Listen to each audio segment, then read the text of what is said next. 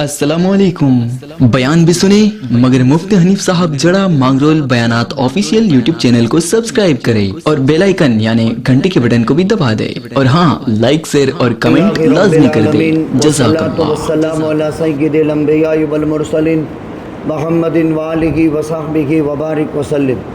अल्लाहु तबारक व तआला अऊज़ु बिल्लाहि मिनश शैतानिर रजीम बिस्मिल्लाहिर रहमानिर रहीम। इन्ना अव्वल बैतिन वुदिअ लिन्नासि लल्लज़ी बिबक्कत मुबारकन व हुदन लिल आलमीन फीही आयातुम बय्यनातुम मक़ाम इब्राहीम वमन दखलहु कान आमिना वलिल्लाहि अलन्नासि हिज्जुल बैति मन इस्तताअ इलैहि सबीला। वक़ाल अल्लाहु तबारक व तआला वज़्कुरुल्लाह फ़ी अय्यामिन मअदूदात। वक़ाल अन्नबिय्यु सल्लल्लाहु अलैहि वसल्लम मन हज्ज वलम यरफथ वलम यफसिक रजअ कयौमिन वलदतहु उम्मुह। सदक़ल्लाहुल अलिय्युल अज़ीम व सदक़ रसूलुहुन नबिय्युल उम्मियुल करीम व नहनु अला ज़ालिका लमिनश शाहिदीन व शाकिरीन अल्हम्दुलिल्लाहि रब्बिल आलमीन। गिरामी कदर वाजिबुल एहतराम हज़रात हुज्जाज किराम, अल्लाह सुब्हानहु व तआला ने हमारे साथ बहुत ही बड़े करम और एहसान का मामला फरमाया कि अपने मुक़द्दस घर की ज़ियारत और इबादत के लिए अल्लाह ताला ने हमें मुंतखब फरमाकर सआदत उज़्मा से हमें अल्लाह ताला सरफराज फरमा रहे। हमारा क़स्द और इरादा हज का है और हज की निस्बत से अमली तौर पर अल्लाह के रास्ते में निकलकर हज को सीखने की कोशिश की जा रही है। हज किसे कहते हैं? आम तौर पर लोग पूछते हैं, हज पढ़ने जाते हैं, हज मक्का में होता है, हज किसे कहते हैं? लुग़तन हज का तर्जमा होता है अल-क़स्द व ज़ियारा, इरादा करना, ज़ियारत करना। शरीयत की परिभाषा में हज कहा जाता है अल्लाह के मखसूस घर की मखसूस तरीके से मखसूस दिनों में ज़ियारत और इबादत का नाम हज है। अल्लाह ताला की मखसूस घर की, ये भी अल्लाह का घर है। अन्नल मसाजिद बिलादुल्लाह, कायनात की तमाम मस्जिदें बुयूतुल्लाह, अल्लाह के घर हैं। इसीलिए लिखा है अन्नल मसाजिद लिल्लाह फला तदउ मअल्लाहि अहदा। हर मस्जिद के मेहराब में लिखा हुआ होता है कि मस्जिद अल्लाह का घर है। तो ये भी मस्जिद हैं, ये भी अल्लाह का घर है, अल्लाह के नूर और तजल्ली का मरकज़ है, लेकिन इसमें हज नहीं होता है। एक मखसूस घर है अल्लाह का जो काबतुल्लाह के नाम से मौसूम है। मखसूस घर, मखसूस तरीक़ा। अभी हमने इबादत अदा की है, लेकिन पहने हुए कपड़ों में, उसके खास शराइत नहीं। नमाज में दाखिले के कुछ शराइत थे और नमाज में दाखिल होने के कुछ अरकान थे, वो हम अदा कर चुके। लेकिन फरीदा हज, इसकी एक मखसूस अदा होती है। इसके साल भर में 5 दिन खास होते हैं, 8, 9, 10, 11, 12। तो मखसूस तरीके से मखसूस घर की मखसूस इबादत का नाम शरीयत की बोलचाल के अंदर हज कहा जाता है। हाजी को इतना याद रखना चाहिए कि हज किसे कहते हैं, हज करने से क्या फ़ायदा हासिल होता है, हज किन लोगों पर फ़र्ज़ होता है और हज कब फ़र्ज़ होता है। माशाअल्लाह, ये मोटी मोटी बातें हमारे ज़हनों में हैं, उसके मुज़ाकरे हो रहे हैं। जिस आदमी पर शव्वालुल मुकर्रम, ज़ुल्क़अदतुल हराम और ज़ुल्हिज्जा में इतना पैसा है कि यहाँ से मक्कतुल मुकर्रमा जा सकते हैं और मक्कतुल मुकर्रमा से वापस आ सकते हैं, और जिनका ख़र्चा हमारे ज़िम्मे है उन मातातों का ख़र्चा यहाँ अदा कर सकते हैं, और आने और जाने और रुकने के दरमियान में जितने अखराजात होंगे इसकी अदायगी हमारे पास है। हर उस मुसलमान मर्द और औरत पर हज फ़र्ज़ हो जाता है जो आकिल हैं, बालिग हैं, मुसलमान हैं, चाहे मर्द हो या औरत, तंदुरुस्त सही सालिम ही, पागल पर हज फर्ज नहीं है, नाबालिग बच्चे पर हज फर्ज नहीं है, आकिल होना चाहिए, बालिग होना चाहिए, मुसलमान हैं, मर्द है या औरत हैं, हज के महीने में उसके पास यहाँ से मक्कतुल मुकर्रमा जाने का, मक्कतुल मुकर्रमा से वापस आने का और क़याम के दरमियान के अखराजात है, और जिनका खर्चा जो उनके मातहत है, मातहत में कमज़ोर औलाद आएगी, मातहत में माँ बाप अगर खिदमत के मोहताज हैं तो वो आएंगे, अपने ग़ुलाम बांदी है, इनके अखराजात इस आदमी के पास यहाँ है जिसको वो अदा करके गया है, ऐसे आदमी पर हज फ़र्ज हो जाता है। हज अलग तराखी वाजिब होता है, आप पहले साल नहीं कर सके दूसरे साल कर लें, दूसरे साल नहीं कर सके तीसरे साल कर लें, लेकिन इतनी ताख़ीर नहीं होनी चाहिए कि जिससे आदमी की ज़िंदगी ख़त्म हो जाए, बल्कि अपनी तंदुरुस्ती, अपनी सेहत और किसी के सहारे की ज़रूरत न हो, वो वक्त हज का बेहतरीन वक्त होता है, इसलिए कि हुजूम होता है और आमद और रफ्त भी होती है और इंतज़ाम भी लंबे हो जाते हैं, इसलिए आदमी की ये उम्र बहुत दरकार होती है। हज जहाँ किया जाता है वो कायनात की ज़मीन का सबसे पहला हिस्सा है। जब अल्लाह ताला ने इस कायनात की ज़मीन बनाना चाहा, ऐन जन्नत से सुर्ख याकूत उतारा और काबतुल्लाह की जगह पर रखा। इस इमारत का संग बुनियाद जन्नत से हुआ है, जन्नत से सुर्ख याकूत की ईंट उतारी गई और बैतुल्लाह की जगह पर रखी गई। ये रुए ज़मीन पर सबसे पहला घर है जो अल्लाह की इबादत के लिए बनाया गया। मुस्नद अहमद में तफसीर इब्न कसीर ने लिखा है मुस्नद अहमद के हवाले से कि अल्लाह ताला ने कायनात की ज़मीन जब बनाना चाहा तो जन्नत से सुर्ख याकूत की ईंट उतारी और बैतुल्लाह की जगह पर रखी और अल्लाह ताला ने इसको अपना घर बनाया। इन्ना अव्वल बैतिन वुदिअ लिन्नास लल्लज़ी बिबक्कत, मक्का शहर में अल्लाह ताला ने अपनी इबादत के लिए लोगों के लिए सबसे पहले अपना घर तामीर करवाया, इसकी बुनियाद यहाँ पड़ी। हज़रत आदम अलैहिस्सलातु वस्सलाम को पैदा फरमाया, फिर इनको जन्नत में रखा, फिर जन्नत से वापस अल्लाह ताला ने हज़रत आदम अलैहिस्सलाम को दुनिया में उतारा तो हिंदुस्तान के मुल्क सिंध में वो तशरीफ़ लाए थे। फिर यहाँ से हज़रत आदम अलैहिस्सलातु वस्सलाम ने हज और उम्रे बकसरत की। जब बैतुल्लाह तशरीफ़ ले गए तो हज़रत आदम अलैहिस्सलातु वस्सलाम जिस वक्त जन्नत से उतरे थे तो फरमाया था इन्नी महबितुम मअक बैतन युताफ़ु हौलहु कमा युताफ़ु हौल अर्शी व युसल्ला इंदहु कमा युसल्ला हौल अर्शी। हे आदम, मैं तेरे साथ एक घर उतारूँगा, उसका तवाफ़ किया जाएगा जैसे कि यहाँ बैतुल मामूर का तवाफ़ किया जाता है, और वहाँ नमाज पढ़ी जाएगी जैसे यहाँ बैतुल मामूर पर फरिश्तों की नमाज होती है। हज़रत आदम अलैहिस्सलातु वस्सलाम पहुँचे और बैतुल्लाह का तवाफ़ किया। हज़रत आदम अलैहिस्सलातु वस्सलाम की सारी घबराहट ख़त्म हो गई, लेकिन उससे पहले हज़रत आदम अलैहिस्सलातु वस्सलाम का ज़माना इम्तिहान का ज़माना था। एक लंबे ज़माने तक आजमाइश के शिकार हुई और फिर जब बैतुल्लाह से फारिग हो गए तवाफ़ से, हज़रत आदम ने दुआ की अल्लाहुम्मा इन्नका तअलमु सरीरती व अलानियती फ़क़बिल मादिरती वक़बिल तौबती। एक लंबी दुआ है, ऐ अल्लाह, आप मेरा ज़ाहिर और बातिन जानते हैं, आप मेरा उज़्र कबूल फरमा लीजिए, मेरी तौबा कबूल कर लीजिए। और हज़रत आदम अलैहिस्सलातु वस्सलाम की तौबा कबूल हो गई, हज़रत आदम की घबराहट ख़त्म हो गई। ये रुए ज़मीन पर हज़रत आदम अलैहिस्सलातु वस्सलाम ने पहली मर्तबा अल्लाह के घर का तवाफ़ किया। उससे पहले फरिश्ते तवाफ़ किया करते थे और मखलूक़ात अल्लाह के घर की इबादत किया करती थी, इसलिए कि इंसान और जिन्नात दोनों मुकल्लफ मखलूक हैं। तूफ़ान नूह तक ये सिलसिला चलता रहा।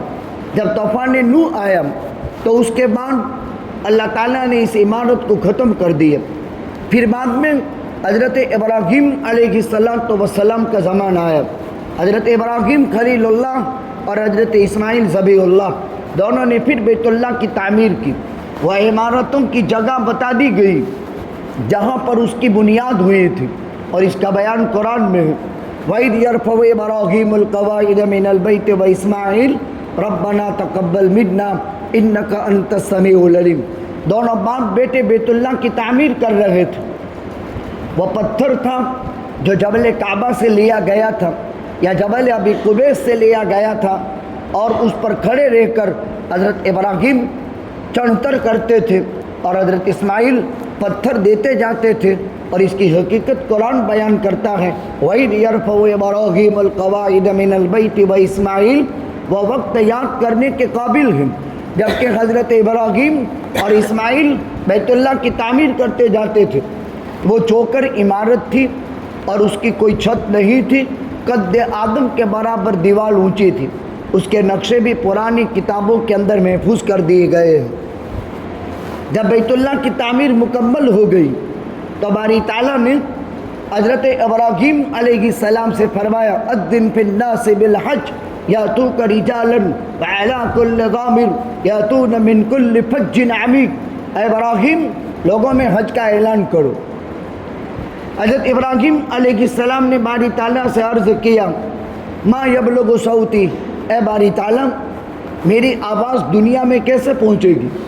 باری تعالیٰ نے فرمایا علیک الاذان وعلینا البلاغ. آپ کا کام اعلان کرنا ہے اور پہنچانا میرا کام ہے.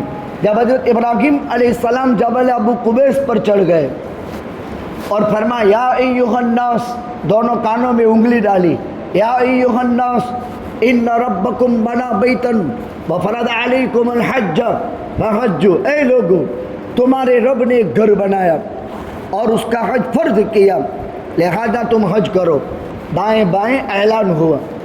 جن پاک روحوں کی قسمت میں اللہ نے حج مقدر کیا تھا انہوں نے ماؤں کے پیٹوں میں سے اور باپوں کی پیٹھوں میں سے پڑھا لبیک اللہم لبیک لبیک اللہم لبیک لبیک اللہم لبیک. اور جنہوں نے جتنی مرتبہ پڑھا ان کی قسمت میں اللہ اتنا حج لکھ دیا. آج موقع ہو رہا ہے. اور قدرت نے کب فیصلہ کیا تھا؟ وہ ندائے ابراہیمی میں ہم شامل تھے. اس پر ہمارا ایمان ہے. وہ ندائے ابراہیم، حضرت ابراہیم نے جو سانپ پاڑا تھا، جو اعلان کیا تھا، اس اعلان میں ہم اپنی ماؤں کے پیٹوں میں اور باپوں کی پیٹھوں میں نطفہ منی کی شکل میں تھے. اور اس وقت ہم نے کہا تھا لبیک اللہم لبیک. اور جن پاکیزہ روحوں نے جتنی مرتبہ بولا اتنی مرتبہ ان کے لیے حج اللہ آسان کرتے. یہ اللہ کی قدرت کا کیسا کرشمہ ہے. اعلان کب ہوا اور عمل واری کب ہو رہی ہے. اور قیامت تک کی نسل انسانی جتنے وجود میں آتی جاتی رہے گی، ان سب نے ندا میں ابراہیمی پر، حضرت ابراہیم کے اعلان پر لبیک اللہم لبیک کہا تھا. لہذا صلاحیت کوئی حیثیت نہیں رکھتی، مال کوئی حیثیت نہیں رکھتا، اقتدار کوئی حیثیت نہیں رکھتا. یہ قدرت خداوندی ہے، یہ اللہ کا ایک غیبی نظام ہے. بس ان سعادتوں کی بنیاد پر انسان حج کرتا ہے. یہ تو اس کی تاریخ ہو گئی. پھر اس کے بعد سے حج کا سلسلہ شروع ہو گیا. آج تلک چند حادثات کو چھوڑ کر فرض نماز کے علاوہ 24 گھنٹے اللہ کے مقدس گھر کا طواف ہوتا ہے. یہ تو حج کی فرضیت کا آغاز ہو گیا اور اس طور پر اللہ کے گھر کا طواف شروع ہو گیا. مخصوص دن شوال المکرم، ذوالقعدۃ الحرام اور ذوالحجۃ الحرام. حج کے تو اس میں 5 دن ہیں، 8، 9، 10، 11، 12 اور اس کے مخصوص اعمال. اس کو ذکر کرنے سے پہلے جن مقدس مقامات پر حج ہوتا ہے، ان مقدس مقامات کی کچھ مقدس چیزیں آپ کی خدمت میں پیش کر دیں. حاجی اپنی صلاحیت کی بنیاد پر حج نہیں کر سکتا، اپنے مال کی بنیاد پر حج نہیں کر سکتا. اللہ کی چوائس ہوتی ہے. ہم منتخب من اللہ ہے، ہم اللہ کے گھر کے مہمان ہیں، اللہ ہمارا میزبان ہے.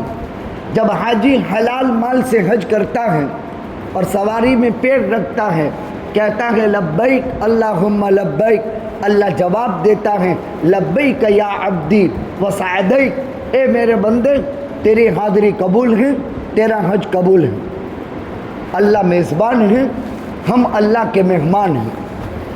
بس اتنا حاجی کے ذہن میں رہنا چاہیے، جتنا بڑا میزبان اتنا بڑا مہمان، اور اللہ اپنے مہمان خانے میں بلا کر اکرام کرتا ہے۔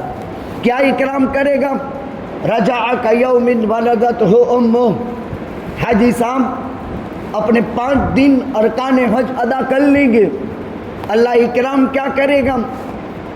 معصوم بنا کر بخشا بخشایا، جیسے 8 ماہ کے پیٹ سے پیدا ہوا تھا، ایسی فضیلت کا حامل بنا کر خدا اس کو گھر لوٹاتا ہے۔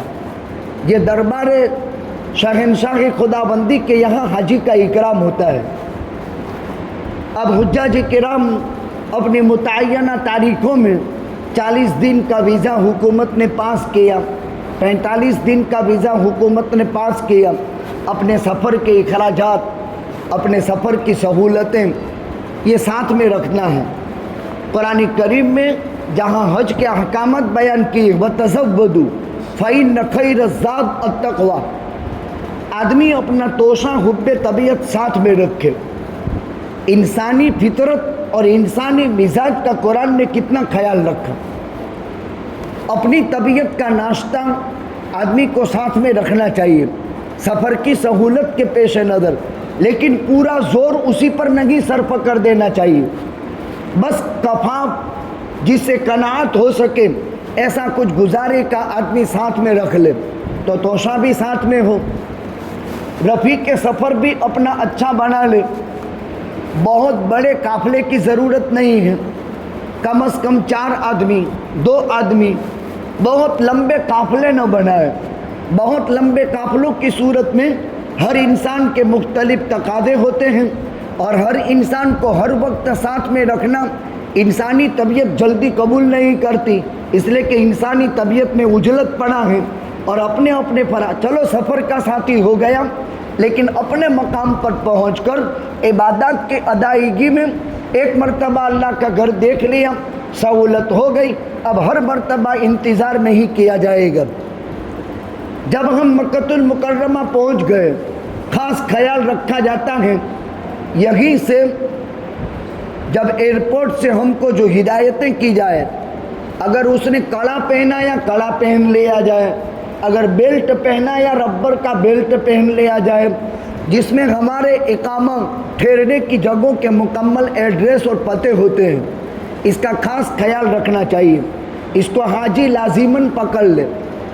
احرام کی 2 سفید چادریں ہوتی ہیں جو حاجی کے ساتھ 2 3 4 جوڑے بھی رکھ سکتے ہیں، اس میں کوئی مہنگا کپڑا نہیں ہوتا، اپنی طبیعت کے کاٹن کے کپڑے جو سطر کو چھپانے والا ہو، گرمی کو جذب کر سکتا ہو، ساتر ہونا چاہیے، اور گرمی سردی بارش سے حفاظت کے لیے وہ جسم پر مؤثر ہونا چاہیے۔ ایسے احرام کے کوئی بھی کپڑے آدمی خرید سکتا ہے۔ سب سے زیادہ اس میں جو چیز پہنچی ہوئی ہے وہ آدمی کا سطر ڈھانکنے والا، سطر چھپانے والی تاثیر اس میں ہونی چاہیے۔ بعض مرتبہ گرمی سے حفاظت کے لیے حاجی کاٹن کے کپڑے خریدتا ہے، ادنا سا پانی اس پر چلا جاتا ہے اور سطر پھر جو ہے کھل جاتا ہے، یعنی پانی گرنے کی وجہ سے کپڑا جسم کا اندر کا حصہ صاف نظر آتا ہے۔ لہذا جو ازار کی جگہ احرام کی چادر باندھی جاتی ہے وہ قدر موٹا کپڑا ہو، اور جو قمیص کی جگہ پہنا جاتا ہے چادر ڈالی جاتی ہے وہ قدر ہلکی ہو۔ حاجی کی اپنی طبیعت کے مطابق کپڑا مناسب ہے سفید رنگ کا، وہ احرام کی 2 چادریں ہوتی ہیں، 2 جوڑا بھی رکھ سکتے ہیں، 3 جوڑ بھی احرام کے رکھ سکتے ہیں، اپنے ہوائی چپل بھی ہمیانہ یعنی تھیلی کے اندر رکھ سکتے ہیں۔ سفر کی ساری تیاری آپ کو بتا دی گئی۔ جب آپ متعینہ تاریخوں میں سفر کریں گے فلائٹ کا، جدہ پہنچیں گے، جدہ پہنچ کر کے پھر آپ کو مکہ المکرمہ پہلے جانا ہے یا مدینہ المنورہ جانا ہے، وہ آپ کو بتا دیا جاتا ہے۔ جب آپ مکۃ المکرمہ پہنچیں گے تو پہلے آپ تمتع کا احرام باندھتے ہیں. 3 طرح کا احرام باندھا جاتا ہے، یا تو تمتع ہے، یا تو قران ہے، یا تو افراد بالحج ہے. تمتع کا معنی ایک سفر میں 2 فائدے اٹھانے ہیں. پہلے عمرہ کر کے عمرہ سے فارغ ہو کر کے احرام کھول دینا ہے، پھر حج کے دنوں میں حج کا احرام باندھنا ہے. سفر ایک ہے، عمل 2 ہے، اس کو تمتع کہتے ہیں. قران سفر ایک ہے، عمل 2 ہے، لیکن ایک عمل کے بعد احرام چھوٹتا نہیں ہے، حج تک احرام بندھا رہتا ہے اور حج سے فراغت پر چھوڑا جاتا ہے. یہ عمل مشکل ہے، اس لیے قران نہیں کیا جاتا ہے، اگرچہ ثواب اس میں زیادہ ہے. لیکن تمتع کا احرام عام طور پر ہندوستان سے جانے والے حاجی تمتع کا احرام باندھتے ہیں، اور اسی میں سہولت بھی ہے. اور 2 عمل ساتھ میں کیے جاتے ہیں. پہلا عمل تمتع کے اندر بنیت عمرہ احرام باندھا جاتا ہے. اللہم انی ارید الحج والعمرۃ فیسرہما لی وتقبلہما منی. اے اللہ، میں حج اور عمرے کا احرام باندھتا ہوں، میرے لیے آسان فرما دے، میرے لیے قبول فرما دے. اس دعا میں قدرت کا عجیب معجزہ ہے. اس وقت جبکہ ایک انسان 2 انسان، لیکن دعا کتنی معجزاتی ہے. اے اللہ آسان فرما لے، قبول فرما لے. اب قیامت تک کتنا ازدحام، لاکھوں انسان، الگ الگ رنگ، الگ الگ نسل، الگ الگ بو، الگ الگ زبان، کائنات پوری ایک جگہ جمع ہو جاتی ہے. 2 چیزیں مانگی گئی، قبول فرما، آسان فرما، قبول فرما، آسان فرما. یہی نیت کی جاتی ہے، یہی دعا کی جاتی ہے. جب ہم وہاں پہنچ گئے تو پہلے عمرہ کریں گے. اب عمرے میں 4 کام ہیں. بنیت عمرہ احرام وہ ہم نے باندھ لیا ہے. مکۃ المکرمہ پہنچ کر راستے کا تھکن ہے، مکۃ المکرمہ اپنی قیامگاہ میں قیام کر لیں، آرام کر لیں، ایک دم اچھے طریقے سے فریش ہو جائیں. لیکن آپ احرام کی پابندیوں میں ہیں. خوشبو والا صابن استعمال نہیں کرنا ہے. آپ احرام کی پابندیوں میں ہیں. اپنے جسم کے بال نہیں ٹوٹنے چاہیے، اپنا سر ڈھنکنا نہیں چاہیے. احرام کی ساری پابندیوں کو نبھا کر اپنا کوئی ٹھنڈا پانی ٹھنڈک کی نیت سے جسم پر ڈالنا چاہیں تو ڈال سکتے ہیں. سہولت ہو گئی، سکون ہو گیا. اب بیت اللہ چلیں گے. پہلا کام، اب ایک کام تو بنیت عمرہ احرام ہو ہی گیا ہے، اب طواف کرنا ہے. طواف کا آغاز حجر اسود سے ہوتا ہے. پرانی کتابوں میں لکھا ہے، بلیک کلر کی پٹی لگی ہوئی ہے. پرانی کتابوں میں بہت کچھ ہے، لیکن اب وہ سب ختم ہو گیا ہے. لیکن حجر اسود بیت اللہ 4 کونے کی عمارت ہے. ایک کونے میں حجر اسود ہے. یہ کیا ہے؟ انما الحجر الاسود نزل من الجنہ اشد بیاضا من اللبن سودته خطایا بنی آدم. یہ اللہ کا دست مبارک ہے زمین پر. اللہ کا ہاتھ ہے. جس نے اس کو بوسہ دیا، اس نے اللہ کے دست مبارک کو بوسہ دیا. یہاں سے طواف کا آغاز ہوتا ہے. اگر آپ قریب میں ہیں اس کا بوسہ دیں گے، لیکن حج میں یہ صورت ممکن نہیں، اس لیے ہم طریقہ بھی نہیں بتاتے. دونوں ہاتھ چاندی کا کور بنا ہوا ہے، اس پر رکھے جاتے ہیں. اپنا منہ اندر داخل کیا جاتا ہے اور بغیر آواز نکالے ہوئے اس کا بوسہ لیا جاتا ہے. لیکن حج میں یہ صورت بہت ممکن نہیں ہے. ازدحام میں دھکم مکی کر کے، کسی کو توڑ مروڑ کر کچڑ کر کے وہاں جانا مناسب نہیں ہے. دیکھیں، حجر اسود کا استقبال ہے، لیکن مسلمان کو تکلیف دینا حرام ہے. ایک حرام کام کے لیے ایک سنت کام کا اتنا اہتمام نہیں کیا جائے گا. شریعت میں آسانی ہو گئی. اب پرانی کتابوں میں لکھا ہے لکڑی کا اشارہ کر دے، اب یہ سب رہا نہیں ہے. اپنے دونوں ہاتھ بیت اللہ کی طرف، حجر اسود کی طرف کر دے اور پھر اسی کا بوسہ لے لے. وہ بھی اللہ کے دست مبارک کا بوسہ ہو گیا. یہ جنت سے آیا تھا، دودھ سے زیادہ سفید تھا، 3 میل تک اس کی روشنی پھیلتی تھی۔ بیت اللہ کے اس کونے کے اندر اس کو نصب کیا ہے، وہاں سے 3 میل کی تاریکی کو یہ پتھر روشنی میں بدل دیتا تھا۔ اب انسان کے گناہوں نے اس کو کالا کر دیا، انسان کے اندر کے گناہ وہ لے لیتا ہے۔ کتنا اللہ کا فضل ہے کہ انسان کے گناہ صاف کر کے، اندر کی کلاش کو دور کر کے اپنے اندر لے لیتا ہے وہ۔ ورنہ جنت سے جب یہ آیا ہے سنگ مرمر حجر اسود، تو پھر جنت میں کوئی چیز کالی نہیں ہے، جنت میں کوئی چیز تاریک نہیں، تو یہ کالا کیسے ہو گیا؟ فَوَّدَتْهُ خَطَايَا بَنِي آدم، انسان کے گناہوں نے اس کو کالا کر دیا۔ امی عائشہ صدیقہ فرماتی ہیں اس کے 2 ہونٹ ہوں گے، اس کی زبان ہوگی، قیامت کے دن اپنے استعلام کرنے والے کے بارے میں گواہی دے گا۔ دوسری روایت میں ہے اپنا بوسہ دینے والے کے لیے سفارش کرے گا، اور یہ اللہ کا دست مبارک ہے، جس نے اس کو بوسہ دے دیا اس نے اللہ کے دست مبارک کو بوسہ دے دیا۔ یہاں سے طواف شروع ہوا۔ اب دوسرا کونا عراق کی طرف پڑے گا، اس کو رکن عراقی کہتے ہیں۔ تیسرا کونا شام کی طرف پڑے گا، اس کو رکن شامی کہتے ہیں۔ رکن عراقی اور رکن شامی کے درمیان میں حتیم کا حصہ ہے۔ یہ بیت اللہ میں داخل تھا، عرب قوم کی پاک کمائی تھی نہیں۔ جب بیت اللہ کی تعمیر قوم عرب نے کی اور اس میں آقا کو بھی شرکت کی دعوت دی، پاک کمائی جمع کی تھی، لیکن اتنی نہیں تھی کہ پوری بیت اللہ بناء ابراہیم پر تعمیر ہو سکے، لہذا وہ حصہ چھوڑ دیا۔ لیکن پورا گول دائرہ جو آج حتیم کے نام سے ہے وہ پورا اس میں داخل نہیں، پورا کا پورا حتیم کے نام سے آج جو گول دائرہ ہے وہ بیت اللہ میں داخل نہیں۔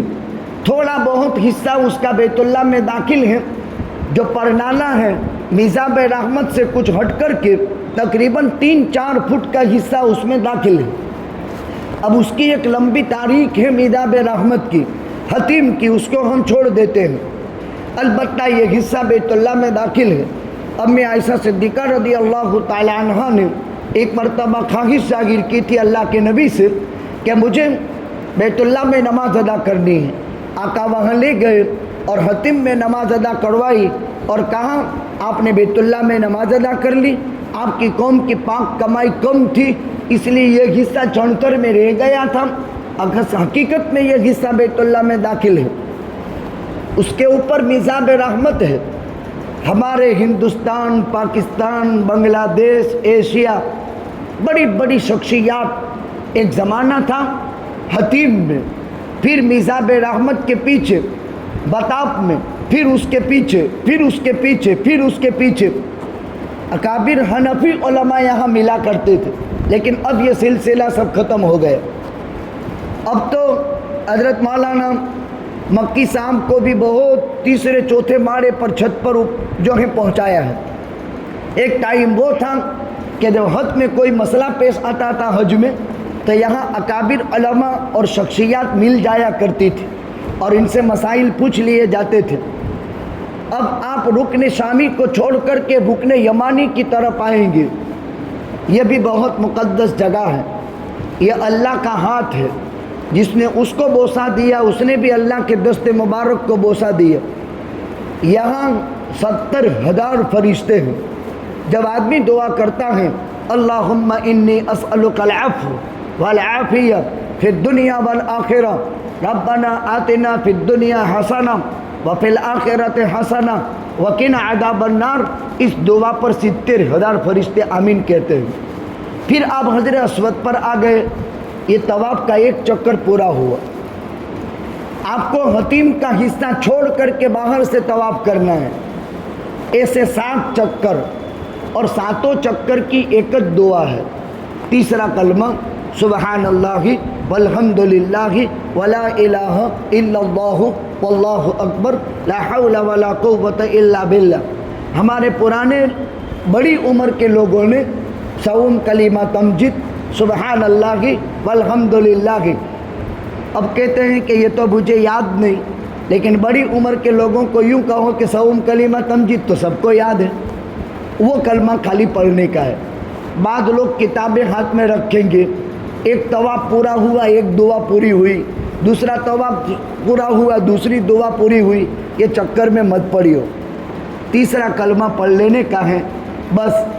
جو اعمال مسنونہ ہیں، جو مستحب اعمال ہیں، اس کے بجائے آپ تیسرا کلمہ ساتوں چکر میں پڑھ لو، کافی ہے۔ اللہ کی تسبیح سے بڑھ کر کوئی چیز نہیں۔ اس میں تسبیح ہے، اس میں تحمید ہے، اس میں تکبیر ہے، اس میں تحلیل ہے، سبحان اللہ، الحمدللہ، لا الہ الا اللہ، اللہ اکبر۔ تیسرا کلمہ ساتوں چکر میں پڑھتے رہو۔ آپ کا طواف پورا ہو گیا، پھر صفا مروہ کی سعی کرنی ہے۔ صفا سے سعی کا آغاز ہوتا ہے، پھر واپس بیت اللہ کی طرف رک کر کے یہاں دعا کرنی ہے۔ اچھا، اور تعارف کرا دے، اب حجر اسود اور باب کعبہ کے درمیان کی جگہ کو ملتزم کہتے ہیں۔ آپ یوں ہاتھ پھیلائیں تو حجر اسود والا کونا اور باب کعبہ والی چوکھٹ وہ آپ کے ہاتھ پہ آئے گی۔ یہ درمیان کی جگہ کو ملتزم کہتے ہیں، ایک وام کے برابر ہے، ناپی ہوئی۔ آقا فرماتے ہیں الملتزم موضع یستجاب فیہ الدعاء، یہاں چمٹ کر حاجی جو دعا کرتا ہے وہ دعا ضرور قبول ہوتی ہے، لیکن بہتر یہ ہے کہ طواف کے چکر پورے کرنے کے بعد ملتزم پر التزام کیا جائے، بہتر طریقہ یہ ہے۔ البتہ درمیان طواف بھی کر سکتے ہیں، عمرے کے ارکان ادائیگی کے بعد کر لے تو بہتر ہے۔ صفا مروہ کی سعی ہے، سعی کا آغاز صفا سے ہوتا ہے، مروہ پر ایک پورا ہوا، مروہ سے صفا پر 2 چکر پورے ہوئے۔ ان 7 چکروں کے درمیان میں چوتھا کلمہ ہے، چہارم کلمہ توحید، لا الہ الا اللہ وحدہ لا شریک لہ، لہ الملک و لہ الحمد یحیی و یمیت بیدہ الخیر وہو علی کل شیء قدیر۔ اور کوئی لمبی مغز ماری نہیں ہے۔ 3 کام ہو گئے۔ آخری کام حلق یا قصر، پورے بال منڈوا دینے کو حلق کہتے ہیں، بال کٹوا دینے کو قصر کہتے ہیں۔ چوتھائی سر کا اکثر حصہ کٹ جانا چاہیے، بس عمرے سے آپ فارغ ہو گئے۔ کتنا مختصر عمل ہے۔ بنیت عمرہ احرام، دوسرے نمبر میں طواف، تیسرے نمبر میں صفا مروہ کی سعی اور چوتھے نمبر میں حلق یا قصر، ایک کام پورا ہو گیا۔ اب مکہ مکرمہ کے قیام کے درمیان ہر نماز مسجد الحرام میں ادا کرنی چاہیے۔ مسلمانوں کا کعبہ اور قبلہ ہے، اس زمین کا انتخاب رب تعالیٰ کی طرف سے ہے۔ 5 نمازوں میں اسی طرف، اسی سمت کی طرف رک کر کے نماز پڑھی جاتی ہے۔ فَوَلِّ وَجْهَكَ شَطْرَ الْمَسْجِدِ الْحَرَامِ، روئے زمین پر اللہ کی عبادت کے لیے سب سے پہلا گھر بنایا گیا ہے۔ یہاں ایک نیکی 1,00,000 نیکی کے برابر ہے۔ اس کا تعلق صرف نماز کے ساتھ نہیں ہے، بلکہ مشائخین اعظام نے لکھا ہے کتابوں میں کہ یہ ہر نیکی کے ساتھ تعلق ہے۔ کوئی بھی نیکی کرو 1,00,000 نیکی کے برابر ثواب ملے گا۔ دم بدم نظر بر قدم، اپنی نظر کی حفاظت کرنی ہے، عبادت کا خصوصیت سے اہتمام کرنا ہے۔ وہاں حکومت نے جو شرائط اور موقع کی نزاکت کے مطابق جو پابندیاں لگائی ہیں اسی پر نبھانا ہے۔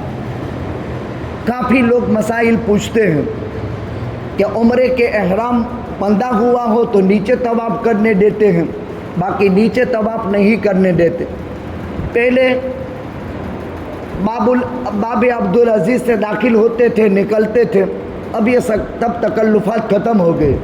ایک جگہ سے آپ کو داخل کیا اور کہاں نکالیں گے، اسی لیے تھوڑے اہتمامات ہونے چاہیے سفر کے، سفر کو سمجھنا چاہیے۔ وہاں اب ہم کو بناوٹ نہیں کرنی ہے۔ آپ کو لوگ مسئلہ بھی بتائیں گے کہ اس میں کوئی حرج نہیں ہے، خالی خالی احرام باندھو اور نیچے طواف کرو، یہ گناہ کا کام ہے، ایسا نہیں کرنا چاہیے۔ اللہ کے گھر میں جب آدمی اللہ کو دھوکہ دے سکتا ہے تو کہاں نہیں دے سکتا. اسی لیے دیکھیے اللہ کے یہاں کوانٹٹی نہیں چاہیے، کوالٹی چاہیے. کوانٹٹی کی فکر میں مت کرنا میں نے 40 طواف کیے، میں نے 60 طواف کیے، میں نے 110 طواف کیے. کتابوں میں اس کے فضائل ہیں، وہ اپنی جگہ پر مسلم ہیں، لیکن ایکم احسن عملا، اللہ کو احسن عمل پسند ہے. تمہارے عمل میں جان کتنی ہے یہ اللہ کو بہت پسند ہے.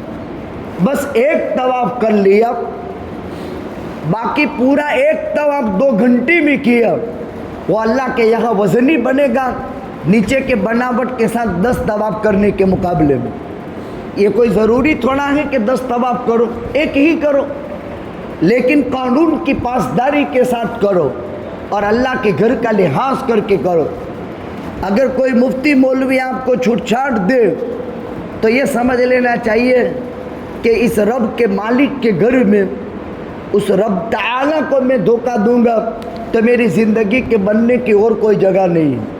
اس لیے کسی کی چھوٹ چھاٹ میں اور کسی کے فتووں میں نہیں آنے کا.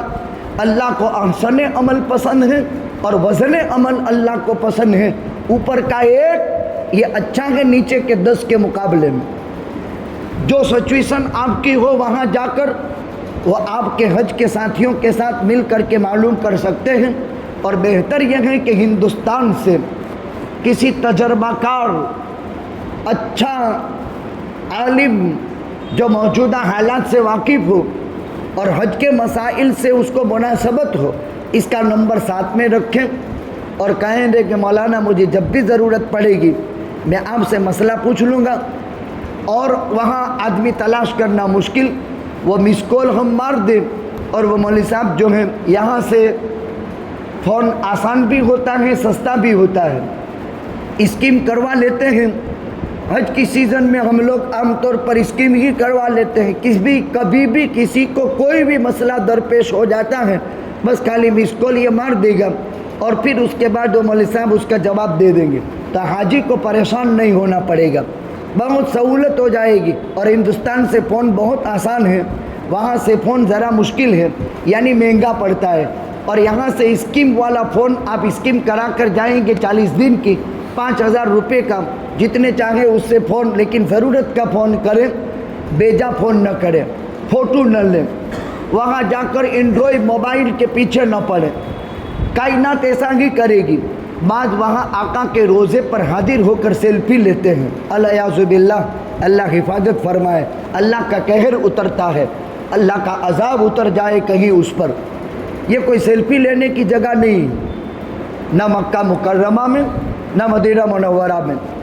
پورا مطاف اور پورا حرم اور پوری مسجد الحرام دعا کی قبولیت کی جگہ ہے. یہاں کا خاص پینا زمزم ہے.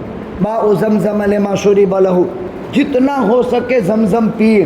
آقا فرماتے ہیں ہمارے اور منافقوں کے درمیان فرق یہ ہے کہ منافق زمزم زیادہ پی نہیں سکتا ہے اور مواحد زمزم خوب پیتا ہے.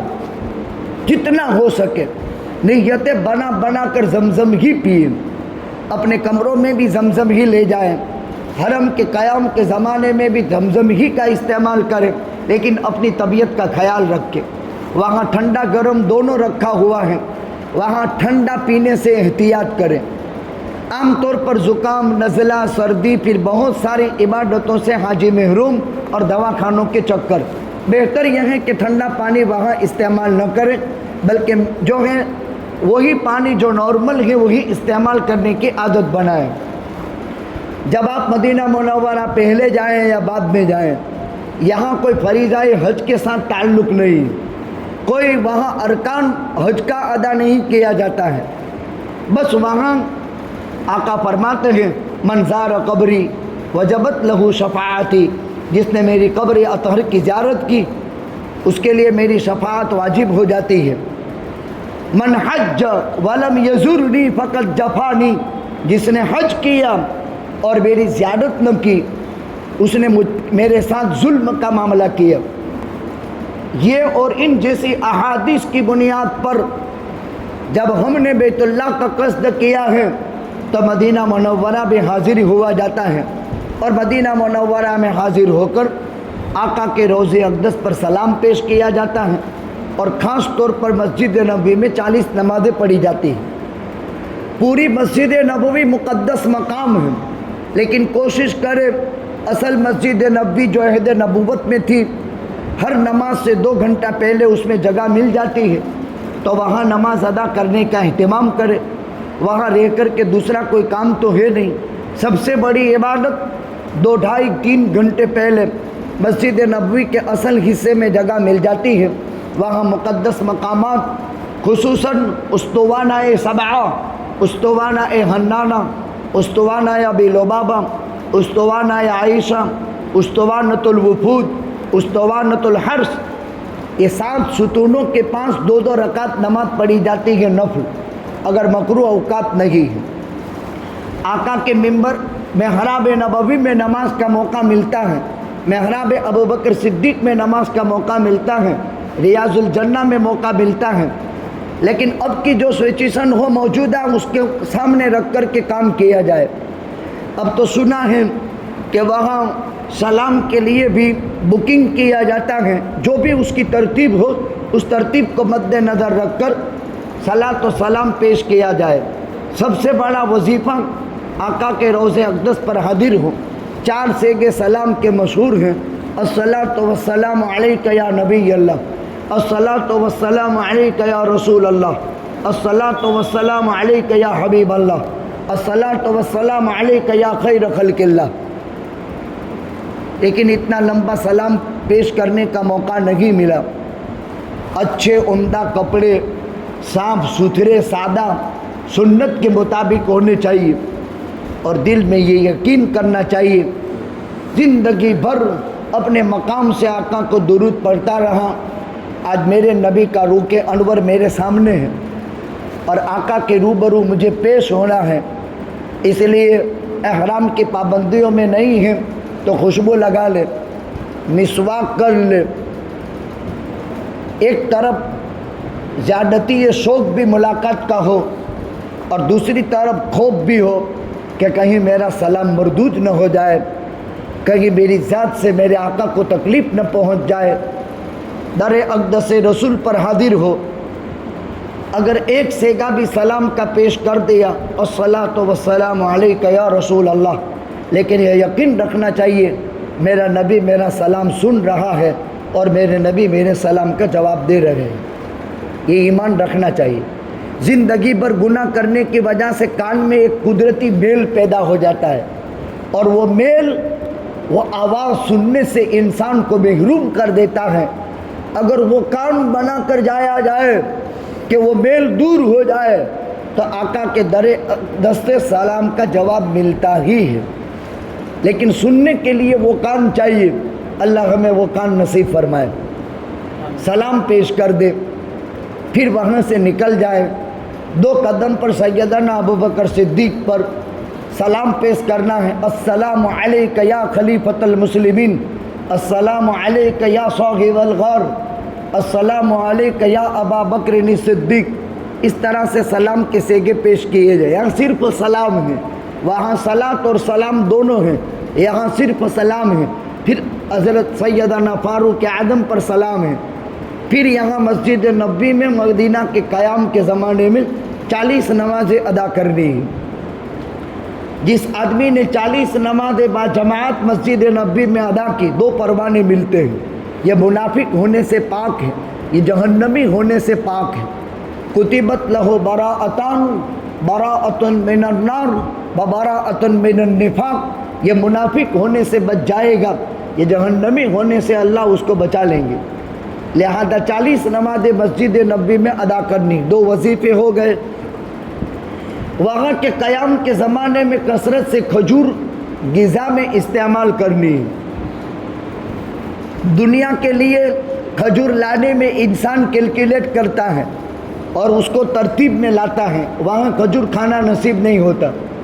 مدینہ منورہ نخلستان والا شہر ہے، یہاں کھجور کی پیدائش ہے، یہاں پیغمبروں کے ہاتھ کھجور کی جو ہیں پودے لگائے گئے ہیں۔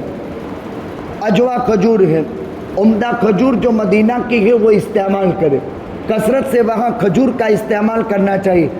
मक्का मुकर्रमा में जमज़म का इस्तेमाल ज़्यादा होता है और मदीना मुनव्वरा में खजूर का इस्तेमाल ज़्यादा होता है।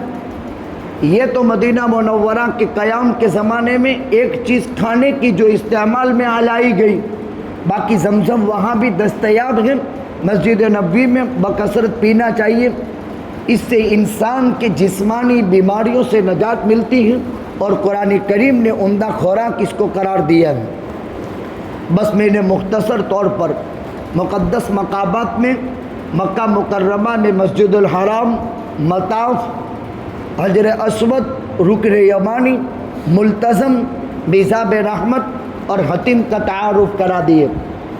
बाकी हज के 5 दिन माशाअल्लाह वो हमको सीखने को मिलते हैं।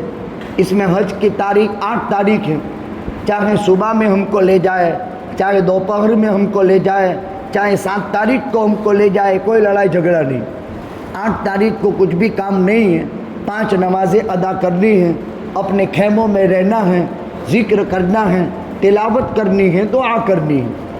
9 तारीख को अरफात जाना है। चाहे हमको फजर की नमाज के बाद ले जाएं, चाहे 9 बजे ले जाएं, इसका वक्त लंबा है।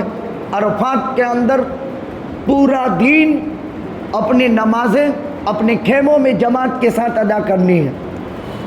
वहाँ मस्जिद नमरा पहुँचने की ज़रूरत नहीं है, मस्जिद नमरा जाने की ज़रूरत नहीं। जहाँ खेमा मिला वहाँ अपनी नमाज, अपनी इबादत, अपना ज़िक्र, अपनी तिलावत और दुआ, ख़ास वजीफ़ा दुआ है। और वकूफ़ अरफा मगरिब तक होता है। मगरिब के बाद यहाँ से निकला जाता है। इस दिन में अपने अमाल ही है, हज का कोई अलग अमल नहीं है। हज का रुकन आज़म यही है। हज का रुकन आज़म यहाँ से निकल गया, हाजी का हज हो गया, एक फरीज़ा अदा हो गया, रुकन आज़म। फिर यहाँ से मगरिब के बाद निकलना है, मगरिब पढ़े बगैर, और मुज़दलिफ़ा जाना है। और मुज़दलिफ़ा मस्जिद खैफ के पास किताबों में लिखा है क़याम, लेकिन आजकल मुमकिन नहीं है। जहाँ पर क़याम की जगह मिल जाए यहाँ क़याम करना है। ये रात इबादत की है। दिन भर की थकावट की वजह से हाजी सो जाता है, लेकिन ये रात ख़ास तौर पर इबादत की है। इसलिए 9 तारीख को कुछ सोने का भी निज़ाम कर ले, 9 तारीख को कुछ आराम का भी निज़ाम दिन में कर ले, ताकि रात की इबादत हाथ में आ जाए। फिर यहाँ सुबह सादिक के बाद तुलुई आफ्ताब से पहले वकूफ़ अरफा जो है वो वाजिब है। इसका ख़ास तौर पर सीख करके एहतमाम करना चाहिए। बाकी रात में 72 कंकरियाँ चुनी जाती है 3 दिन की रमी के लिए। वो कंकरियाँ खाली चुन लेनी है और अपने पास धो करके थैली में उसको रख देनी है। बाकी इस रात को दुआ, इबादत, ज़िक्र, तिलावत में गुजारना है। रात को आराम भी है, लेकिन सर ढांके बगैर एहराम की पाबंदी निभानी है। अब सुबह में 10 तारीख है। ये ख़ास इम्पोर्टेंट दिन है काम के एतबार से। इस दिन 4 काम जमा हो जाते हैं। बस काम का खाली ये एक दिन है, इसको संभालने का है। 8 तारीख को कोई ख़ास अमल नहीं। 9 तारीख को वकूफ़ अरफा है। इस रात को भी सुबह में वकूफ़ मुज़दलिफ़ा है। फिर आज के दिन 4 काम में से 3 काम होते हैं तरतीबवार। पहले एक शैतान को कंकरी मारी जाती है, बड़े शैतान को साथ। ये पहला काम हो गया। तुलुई आफ्ताब के बाद वक्त शुरू हो जाता है, ये पहला काम हो गया। फिर उसके बाद हमें कुर्बानी होती है। फिर इसके बाद हलक होता है। ये 3 चीज़ें तरतीबवार होती है। पहले रमी, फिर कुर्बानी, फिर हलक। हनफिया के यहाँ इसमें तरतीब वाजिब है। और फिर मक्का पहुँच करके हज की सही की जाती है। बस ये थोड़ा काम मेहनत का है, ये थोड़ा काम मशगूली का है, लेकिन इसमें शरीयत में गुंजाइश भी है। अगर आप पहले दिन हज की सही नहीं कर सके, दूसरे दिन भी कर सकते हैं, लेकिन बितरतीब ये काम करने हैं। हनफी मसलक के मुताबिक वहाँ कुर्बानी कोई आपकी कर देता हो, बैंक के निज़ाम हुकूमत के तर्ज पर होते हैं। अपने लोग अगर कुर्बानी कर देते हो, अच्छा वो कुर्बानी यहाँ नहीं चलेगी, اب حاجی صاحب وہاں قربانی کرتا ہے حج کی، وہ حج کے شکرانے کی قربانی ہے جو حج کے ساتھ خاص ہے، اس کا یہاں سے کوئی لینا دینا نہیں۔ پھر حاجی صاحب کہتے ہیں کہ اس سال میری تو یہاں قربانی ہوئی تھی، آپ کے پاس آپ مکے میں مقیم ہو گئے اور آپ کے پاس ریال ہے اور اتنے ریال ہیں کہ آپ مکے میں مالدار ہیں، تو آپ گھر پر بھی مالدار تھے تو قربانی کرتے تھے، مکے میں مالدار ہو تو قربانی نہیں کرو گے؟ دو قربانی نہیں ہے، وہ حج کا شکرانہ ہے، وہ حج کے ساتھ خاص ہے، وہ تو کرنا ہی پڑے گا۔ پھر 3 دن میں آپ کے پاس پیسہ ہے ریال، تو آپ صاحب مال ہیں اور مکے میں مقیم ہیں، تو آپ پر عید الاضحیٰ کی واجب قربانی ہے۔ اب بعض حاجی صاحب زندگی بھر 2 قربانی کرتے ہیں، کیوں کہ میں نے حج میں 2 قربانی کی تھی اس لیے میں تو 2 قربانی کرتا ہوں، غلط ہے۔ وہ ایک تو قربانی حج کا شکرانہ تھا، وہ تو حج کے ساتھ خاص تھا، چاہے تو 200 یہاں کر لیکن اس اعتقاد کے ساتھ مت کر کہ وہ وہاں 2 کی تھی تو یہاں 2 کرتا ہوں۔ آدمی 10 بھی کر سکتا ہے، 20 بھی کر سکتا ہے، 50 بھی کر سکتا ہے، لیکن حج کا شکرانہ ایک حج کے ساتھ خاص ہے۔ پھر یہاں آ کر کے جو قربانی ہے، اب مالدار ہیں تو وہ وہاں بھی کر سکتے ہیں وہ قربانی عید الاضحیٰ کی، اور وہ قربانی یہاں بھی کر سکتے ہیں۔ آپ یہاں کسی کو حکم کر دیں آپ کی طرف سے وہ قربانی یہاں، البتہ حج کا شکرانہ مینا کی حدود ہی میں ادا کیا جائے گا، وہ ہندوستان یا کسی اور مقام پر نہیں کیا جا سکتا ہے۔ اس طرح کے مسائل ہیں وہ ہم علماء سے معلوم کر لیں۔ پھر اس کے بعد دوسرے دن اگر صحیح باقی ہے تو کر لی، اور پہنے ہوئے کپڑے میں حاجی آ گیا، پہنے ہوئے کپڑے میں بھی صحیح کر سکتے ہیں، اور اگر پہلے سے ہم نے کر لی ہے ایڈوانس میں تو وہ طواف کے ساتھ کی جاتی ہے، اس کی ترتیب مسائل کے اعتبار سے جان لیں۔ پھر دوسرے دن 3 شیطان کی رمی ہے، پھر تیسرے دن بھی 3 شیطان کی رمی ہے، اور اگر چوتھا دن مینا میں قیام ہے تو پھر رمی کر کے وہاں سے آنا پڑتا ہے، بس حج ہو گیا۔ بہت آسان ہے، اس میں کوئی مشکل نہیں، آپ کو پریکٹیکل بھی بتا دیا گیا ہے۔ اللہ سبحانہ و تعالیٰ سے دعا کرتے ہیں کہ اللہ سبحانہ و تعالیٰ ہمارا سفر حج آسان فرمائے، اللہ سبحانہ و تعالیٰ قبول فرمائے۔ تو حج بھی 3 چیزیں ہیں، حج، حاجی اور حرمین شریفین۔ حج، حاجی اور حرمین شریفین۔ جب واپس لوٹیں گے یہ اعتقاد رکھنا چاہیے، یہ یقین رکھنا چاہیے کہ میں معصوم ہو گیا۔ اگر خدا نخواستہ عرفہ سے باہر نکل گیا اور حاجی یوں سمجھے کہ شاید میری مغفرت نہیں ہوگی، تو اس سے محروم القسمت اور بدقسمت انسان دنیا میں کوئی ہو ہی نہیں سکتا ہے۔ یہ اعتقاد رکھنا چاہیے کہ اب میں بخشا بخشایا اپنے گھر کی طرف لوٹتا ہوں، اور اللہ پاک اپنے اس مہمان کا اکرام مزید 40 دن تک کرتے ہیں کہ یہاں آ جانے کے بعد بھی 40 دن تک اس کی ہر دعا اللہ قبول فرماتے ہیں۔ اللہ سبحانہ و تعالیٰ کئی حسنی باتوں پر عمل کی توفیق عطا فرماوے۔ میں نے بہت مختصر انداز میں موٹی موٹی باتیں ذکر کی ہے، باقی اس کی باریکیاں ہم 3 دن کے حلقوں میں سنتے ہیں، اس لیے جماعتوں میں لے جا کر کے حج عملی طور پر سکھایا جاتا ہے اور پریکٹیکل کروایا جاتا ہے۔ آپ وہاں دیکھیں گے لوگ دیکھا دیکھی حج کرتے ہیں، اور دیکھا دیکھی حج ادا نہیں ہوتا ہے، حج سیکھ کر کے ادا ہوتا ہے۔ اللہ تعالیٰ ان علماء کرام کی اور دعوت کی مبارک محنت کے ذمہ دار ساتھیوں کی حج کے عنوان سے ان محنتوں کو بے انتہا قبول فرماوے، اور اس کے نتیجے میں پورے عالم میں خدا امن و سلامتی اور ہدایت کی ہوائیں چلائے۔ وآخر دعوانا الحمدللہ رب العالمین۔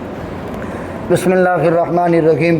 اللہم لک الحمد حمدا کما یلیق بجلال عظمتک وعظیم سلطانک۔ اے اللہ، یہ تیرے مقدس گھر کے مہمان ہیں، تیرا کتنا بڑا احسان ہے، تو اپنے مقدس گھروں میں لے جا کر کے تربیت کرواتا ہے۔ یہ ایمان کی علامت ہے، یہ جذبات بڑے مبارک ہیں کہ فریضہ حج کو سیکھ کر ادا کیا جاتا ہے، جبکہ لاکھوں لوگ اے اللہ دیکھا دیکھی حج کرتے ہیں۔ اے اللہ، ان کی قربانیوں کو قبول فرما، ان کو دنیا آخرت میں بہتر بدلہ نصیب فرما۔ جتنے حجاج کرام اور حجیانی اپنے اپنے گھروں کو چھوڑ کر اس فریضے کو سیکھنے کے لیے تیرے راستے کے اندر مسجدوں میں اور گھروں میں قیام کر کے اس عمل کو سیکھ رہے ہیں، ان کی جان، مال، عزت، آبرو، ایمان، عمل میں برکت عطا فرما۔ سکھانے والے، انتظامات کرنے والے، دنیا آخرت کی بھلائیوں سے مالا مال فرما۔ اے اللہ، ان مقدس تیرے بندوں کی حاضری کے صدقے میں ہم سب کے لیے بھی بار بار بعافیت تیرے گھر کی حاضری مقدر فرما، ان کی دعاؤں میں ہمارا حصہ نصیب فرما۔ اے اللہ، نبی کریم صلی اللہ علیہ وسلم نے، صحابہ، صدیقین، شہداء نے حج کے عنوان سے جو خیر آپ سے مانگی ہے، اے اللہ ہم سوال کرتے ہیں عطا فرما۔ اے اللہ، تمام سہولتیں ہمارے حق میں مقدر فرما، قدم قدم نصرت فرما، قدم قدم مدد فرما، قدم قدم حفاظت فرما، سلامتی کے ساتھ ارکان حج کی ادائیگی آسان فرما، غنیمت کے ساتھ یہ سفر پورا فرما۔ یا رب صلی وسلم دائما ابدا علی حبیبک خیر الخلق کل